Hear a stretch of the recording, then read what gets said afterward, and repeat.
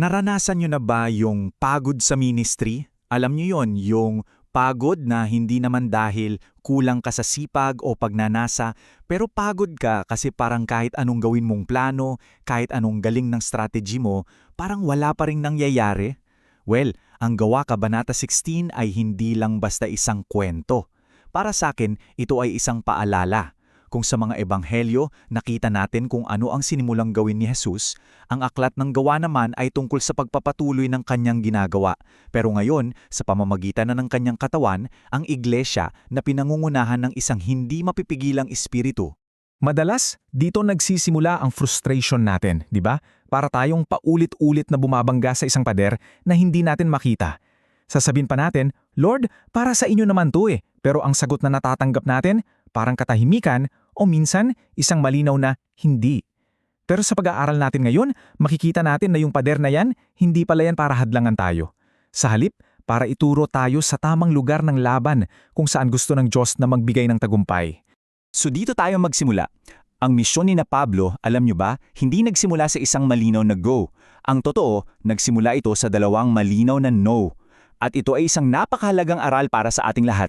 Minsan, ang unang hakbang sa isang ministeryong pinangungunahan na espiritu ay hindi yung pag-abante, minsan ito ay yung kakayahang huminto kapag ang espiritong mismo ang nagsasabi sa iyo. Okay, tingnan nating mabuti kung paano gumalaw ang Espiritu Santo dito. Una, may plano sila. Mangaral sa probinsya ng Asia. Maganda yung plano, di ba? Pero ang sabi ng banal na general ng misyon, hindi dyan. Kaya, nag-isip sila ng bagong plano. Sabi nila, sige, punta tayo sa Bitinya. Pero anong nangyari? Hinarang na naman sila ng Espiritu ni Jesus.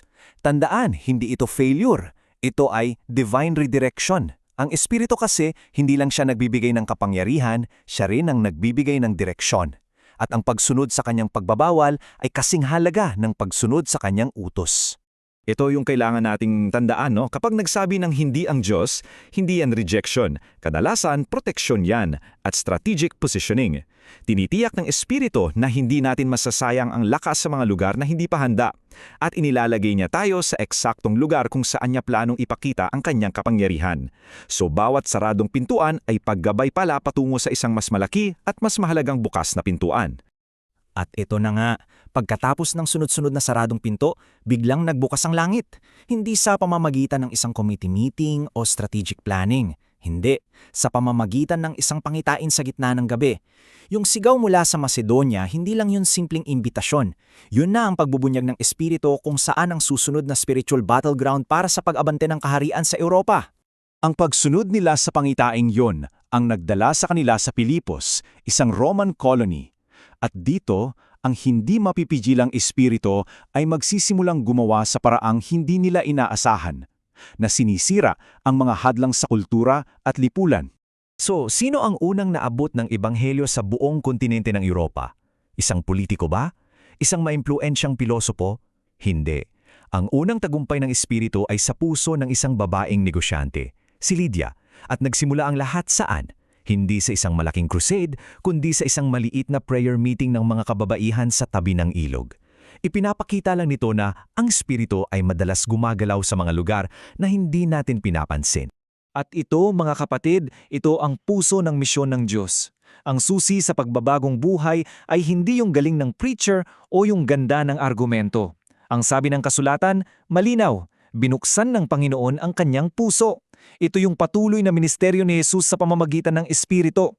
Ito ay isang divine intervention, isang supernatural na operasyon sa puso na tanging ang Diyos lang ang makakagawa. At ano ang unang bunga ng isang pusong binuksan ng Panginoon? Isang agarang pagpapakita ng tinatawag nating spirit-driven bayanihan. Hindi ito yung basta-basta lang na hospitality ha. Ito yung supernatural na pagkakaisa at pagmamalasakit na bunga lang talaga ng Espiritu.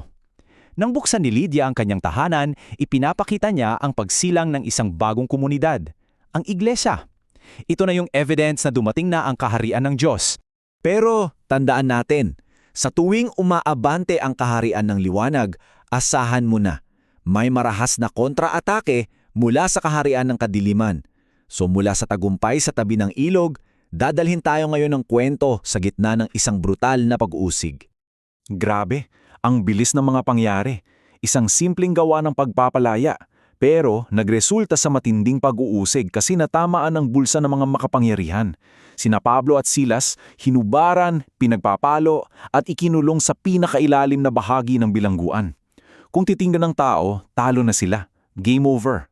Pero pagdating ng hating gabi, ang reaksyon nila? Hindi pagrereklamo. Pagsamba. Ginawa nilang prayer room ang kanilang kulungan. Alam nyo, ito yung spiritual warfare sa pinakamataas na antas. Ang mga papuri nila, hindi lang yon para gumaan ang loob nila. Ang mga awit nila ay mga deklarasyon ng kapangyarihan ng Diyos sa gitna mismo ng teritoryo ng kaaway. Ang pagsamba nila ang naging sandata nila at ang mga kapwa bilanggo ang naging una nilang kongregasyon sa loob ng kulungan. At dito natin nakikita ang isang prinsipyo ng kaharian. Ang pagpupuri ay hindi reaksyon sa himala. Ito ang nag-iimbita sa himala. Yung pananampalatayang nagpupuri kahit nasa gitna ng sakip at kadiliman, yan ang naghahanda ng daan para sa makapangyarihang pagkilos ng Diyos. At sa isang iglap, isang kilos ng Diyos, isang biglaan at marahas na lindol ang yumanig sa mga pundasyon mismo ng bilangguan. Hindi lang pinto ang bumukas lahat ng tanikala nalagot. Isang napakalinaw na mensahe. Walang kulungan o anumang sistema ng tao ang kayang humadlang sa hindi mapipigilang kapangyarihan ng Diyos. Pero, alam nyo, yung lindol, hindi lang yun para palayain sina Pablo. May mas malaking target ang Diyos. Ang tunay na layunin ng kapangyarihang yun ay ang kaligtasan ng isang taong kumakatawan mismo sa sistema ng Roma na nagpahirap sa kanila. Nung gumuho ang bilangguan niya, gumuho rin ang buong mundo ng bantay bilangguan. Yung tanong niya, hindi lang yung tungkol sa pag-iwas sa parusa ng mga amo niya. Ito ang sigaw ng isang kaluluwa na nakakita ng isang kapangyarihang mas mataas pa kaysa sa buong Roma. At ngayon, desperado siyang naghahanap ng tunay na kaligtasan. At ang sagot? Ang pinakasimple pero pinakamalalim na katotohanan ng Ebanghelyo. Walang ritual, walang seremonya, pananampalataya lamang kay Jesus. Ito yung mensahe na kayang magpabago ng buhay kahit sa pinakamatigas na puso, sa pinakamadilim na lugar. At dito natin makikita kung gaano ka-creative ang hindi mapipigilang espiritu. Kay Lydia, yung pagkilos, banayad at tahimik sa tabi ng ilog. Sa bantay, marahas at dramatiko sa gitna ng lindol. Ipinapakita nito na walang iisang formula sa kaligtasan.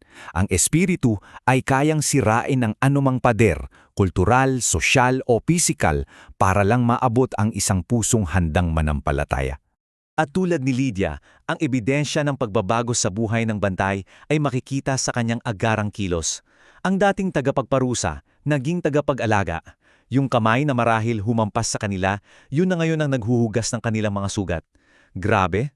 Ulitin ko, ito ang spirit-driven bayanihan, yung radikal na pagbabagong nangyayari kapag ang isang tao ay tunay na nakatagpo kay Jesus. At ngayon, anong kinalaman nito sa atin? Ang kwentong ito ay hindi lamang isang magandang tala sa kasaysayan. Isa itong blueprint, isa itong taanya at isang matinding hamon para sa iglesia sa Pilipinas ngayon. Linawin natin to. Ang kapangyarihan ng Espiritu Santo ay hindi humina. Ang parehong kapangyarihan na sumira sa mga tanikalan ng Roma ay ang parehong kapangyarihan na kayang sumira sa mga tanikalan ng korupsyon, kahirapan at kawalang katarungan sa ating bansa. Ang tanong ay hindi kung kaya pa ba ng Diyos. Ang tanong ay, nananalangin pa ba tayo? Kaya ito ang iwan kong hamon sa bawat isa sa atin, sa mga pastor, sa mga leader, sa mga intercessor. Ano mga pundasyon ng katiwalian sa gobyerno, ng kawalang katarungan sa ating lipunan, o kahit ng personal na pagkakaalipin sa ating buhay, ang mayayanig at guguho kung tayo bilang simbahan ay manunumbalik sa kapangyarihan ng pananalangin at pagpupuri sa hating gabi. Baka panahon na para itigil ang pag-asa sa mga programa natin at manumbalik sa presensya at kapangyarihan ng Diyos.